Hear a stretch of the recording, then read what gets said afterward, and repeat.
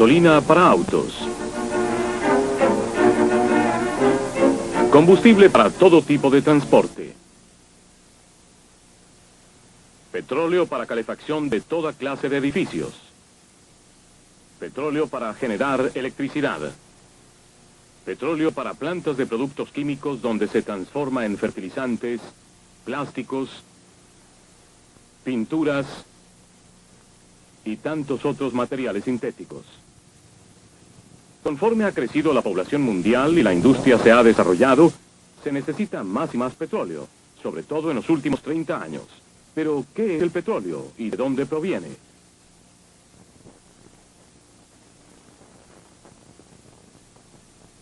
Esto es petróleo crudo. Por lo general es un líquido marrón oscuro o negro y bastante viscoso, espeso y meloso cuando se vierte. Este petróleo crudo en particular, procedente de Venezuela, es uno de los más viscosos.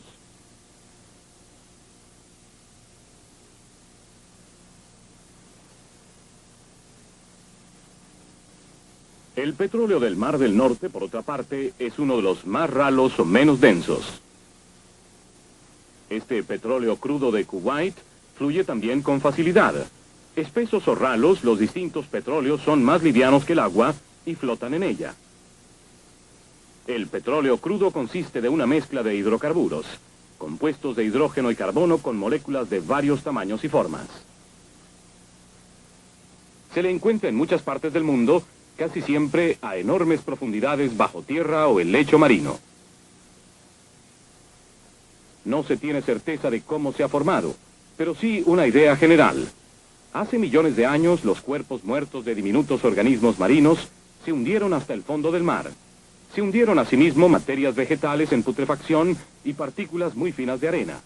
Durante siglos estos depósitos se acrecentaron, formando capas de lodo.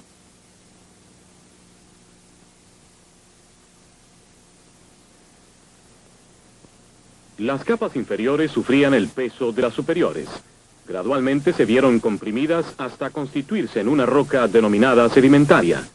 Las materias animales y vegetales, embebidas en las capas, se vieron sometidas a una presión y un calor crecientes. Esto las transformó en gases y líquidos de hidrocarbonos.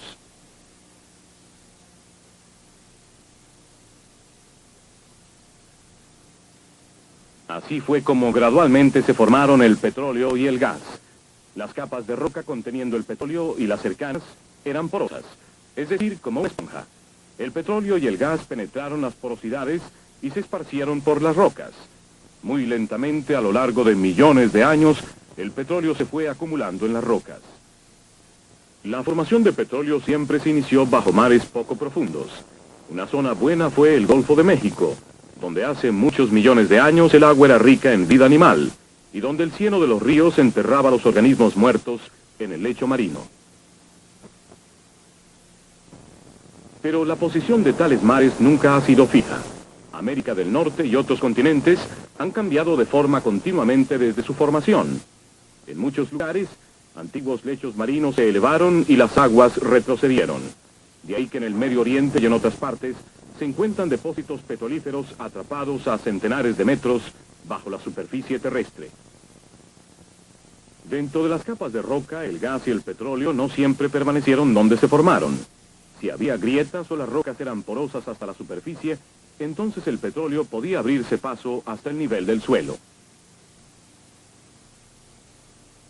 Las moléculas de petróleo más livianas se evaporarían y quedaría un lago de alquitrán. Un ejemplo de tal fenómeno se encuentra en Trinidad. Sin embargo, tales fenómenos son raros. En la mayoría de los casos, el petróleo se topaba finalmente con una capa de roca que no podía atravesar.